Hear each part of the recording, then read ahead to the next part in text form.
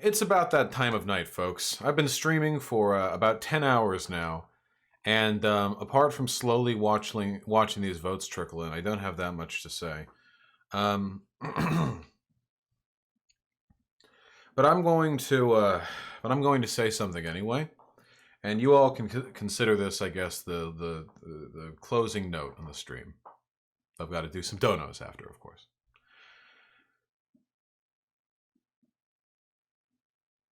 I've said many times today, and I've said many times in the past, that to be a leftist, especially here in America, is to suffer because you are subjecting yourself to repeated indignities. The indignity of believing in the right thing and being punished for it. The indignity of losing time and time again to callous monsters who are more interested in preserving the system of capital than they are in improving human life. And that holds true today, too. Bernie Sanders, the votes aren't all in. You know, I think it's fair to say that Warren's refusal to drop out and endorse Bernie was the deciding factor.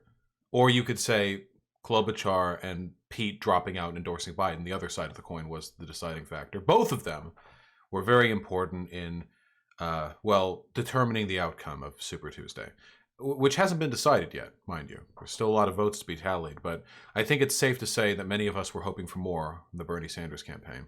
And I've said this many times before, and I think this is more important now than it ever has been before. To remember that the greatest contribution Bernie Sanders gives us is not his presidential campaigns, but rather the people he has inspired. There is a genuine, a real, over the past 4 or 5 years, upsurge in populist, leftist interest in this country, unmatched since the era of the Great Depression. And that is something special. That isn't some fleeting electoral victory. That is the tinder and spark that might end up setting this whole thing on fire, but in a good way. We must never stop pursuing that dream. Because, and I said this earlier today, who the fuck are we? People have been suffering and dying for centuries, for millennia, trying to do the right thing. There have been entire civilizations lost as people watched everything they cared about, everyone they loved, their culture, their language, die. And they died believing that they were watching the end of the world. And what are we? What exactly are we? Sad because our candidate, Bernie Sanders, might not have done as well as we liked, might not get the presidency? All those people in the past have kept fighting. It's a testament to the tenacity of leftism that in spite of the overwhelming institutional support that it has faced here and in other countries, you have any idea how many hardships third world leftists face? That in spite of all the hardship they have faced, they persevere anyway. There's a lot of stuff to feel bad about right now. There's a lot of stuff to be upset over. I acknowledge that. I respect your upsetness, you know? I could be happier about this. I'm a pretty composed person generally, but, you know, it'd be nice if Bernie was president. I really, really want it. I want it so badly. But whether or not Bernie got to be president, it wouldn't make our lives that much easier, you know. The fight continues with or without him. We still have a global fascist uprising that we're dealing with, a resurgence in white nationalism, Hindu nationalism in India, the persecution of the Uyghur Muslims in China. We still have an unprecedented climate disaster heading towards us. The fight would continue either way. What, did you think that Bernie Sanders would win and you would just get to lay down? Like, oh, we did it? We did leftism? No. Absolutely not. The fight would have continued either way. And a lot of people I see on Twitter and my chat right now are acting like, oh, because this has happened, what? That means the fight they didn't want to be a part of has continued? No, fucker. Do you think you were going to get to drop out? Just if Bernie wins? Things continue. I know this sucks. I know it's unfortunate. Bernie could still win. It's not super likely, but it could win. But speaking on the assumption that he doesn't, there is so much work to be done. There are so many people to talk to. There are so many people to de-radicalize and radicalize the other direction. There are so many policies to fight for, so many neoliberal shills to shit talk. There is so much work to be done. And I enjoy doing that work. Tremendously. Now, obviously, I'm privileged. I get paid to do it. Thanks to you guys. But, even before I was doing this streaming business, I still felt this way. I've been politically active for a while. And when Trump won in 2016, or even before that, when Hillary Clinton won over Biden, I was pretty upset. But you know what? I kept pushing. And in between Bernie Sanders losing the primary in 2016 and Bernie Sanders maybe losing the primary in 2020, I have done, I would like to think, so much relative to what I'd done before. I have grown in so many ways. And it is the process of fighting. It is the effort of moving forward. It is the recognition that every day I wake up, I will think, world's still unjust, world still sucks, what can I do? That is what keeps me moving forward, not the promise of an electoral win. So here's my advice to you. Take your day to mope, Go cry for a day. Have your moment. And then get up and go right back to it. Nothing has changed.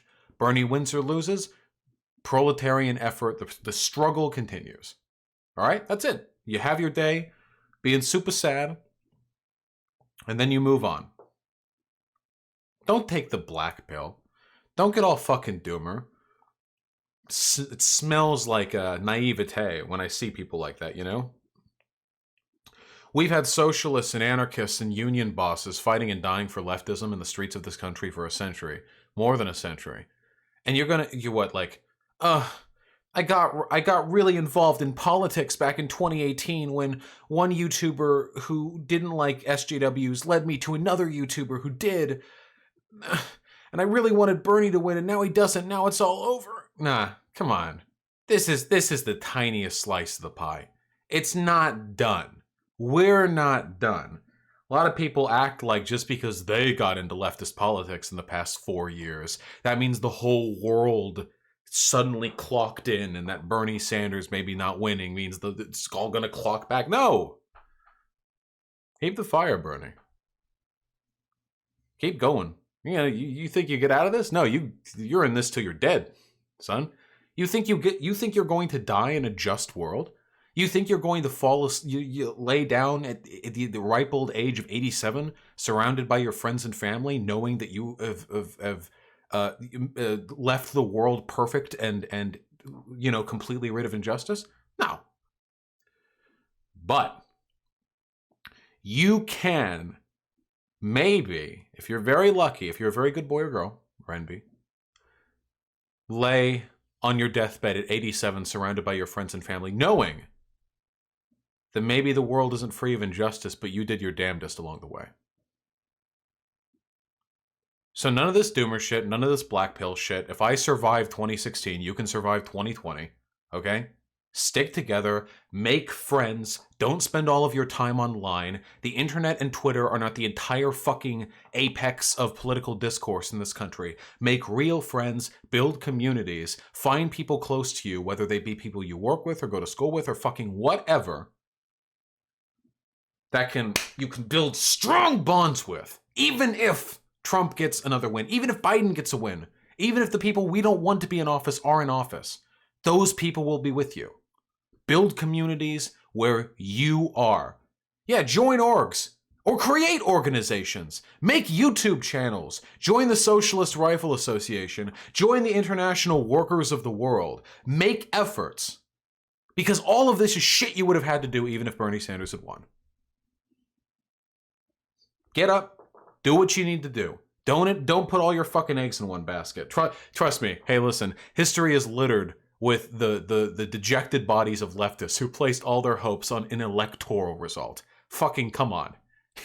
You think, hey, listen, you joined the electoral, system 2016, the neolibs, the establishment, they were born to it, molded by it. You get it. And you know what? I'll commit harder. Be active. Don't give in to the black pill. Don't fucking lose hope. Be productive. Be proactive. The fight goes on. You know what? Remind Warren supporters that they're anti-feminists who helped get a moderate into office rather than a progressive. That they actively made political choices to keep a progressive from office. Make sure to remind them. It's important. You should let them know what they are at every given opportunity. Don't be toxic, but remind them. And hey, you know what? I'm not Bernie or bust. I'm sorry. I've elaborated on this point many times before. If Biden ends up being the Democratic primary nominee, I will vote for him in November. Do you know how much that hurts me? Seriously. Do you have any... I don't like electoral politics. I don't like Joe Biden. I don't like centrism. I don't like the establishment Democrats. I hate everything about it. But I recognize that voting is not supposed to be a reflection of my moral interest. It is a utilitarian gesture to try and maximize the well-being of as many people as possible. And Biden is preferable to Trump. Not as preferable as Bernie would be. We got to suck it up. We got to get the work done. It's going to be Biden. And you know what? When that season comes around, if indeed Biden wins the primary, it could be Bernie, but it's probably going to be Biden. When that season comes around, I will be defending Joe Biden as the Democratic primary candidate. Will it hurt? Yes. Will it kill me inside? Yes. Am I at loss for things to say about him that are positive and not snarky? Yes. So I'll probably focus mostly on shitting on Trump, like a lesser of two evils kind of, line of argumentation. But I'm going to do it anyway. Because this isn't pride to me. This is just about making the world a better place through whatever means possible. And hey, for every one time you have to defend Biden on Twitter, go ahead and do another round of push-ups. Go ahead and send out another text to your local fucking socialist orgs, like mailing list. Go ahead and draft another fucking Medium article on how it's time to abandon capitalism. Every time you do something that supports the harm reduction option within the system, go outside of that system and do twice as much good outside of it. That's how you take that's how you take the oatmeal, okay? That's how you lap up the honey. If it hurts so much to buy into the establishment candidate, then that's fine. Just do that and more. Don't end it with Biden. God, please don't end it with Biden. So yeah, don't give in to the black pill. None of this doomer shit. I don't want to have to wake up every day and start stream to find a bunch of fucking 17-year-olds crying in my stream chat. It's okay to be disappointed and it's okay to be upset. But improving the world doesn't wait in our feelings. So we shouldn't pretend that it does.